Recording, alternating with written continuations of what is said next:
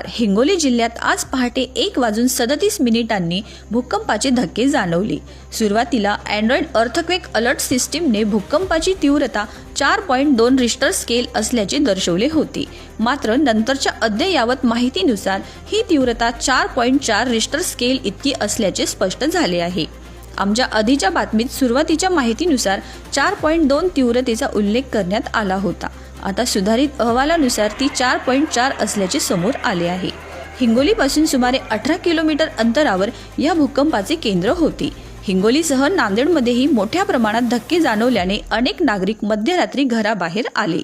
दरम्यान काही भूकंप नोंदवणाऱ्या संकेतस्थळांनी पहाटे 2:18 3.6 रिश्टर स्केलचा आणखी एक धक्का नोंदवल्याचा दावा केला आहे।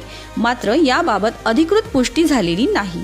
सुदैवाने या घटनेत कोणतीही जीवित किंवा वित्तहानी झाल्याची माहिती अद्याप समोर आलेली नाही।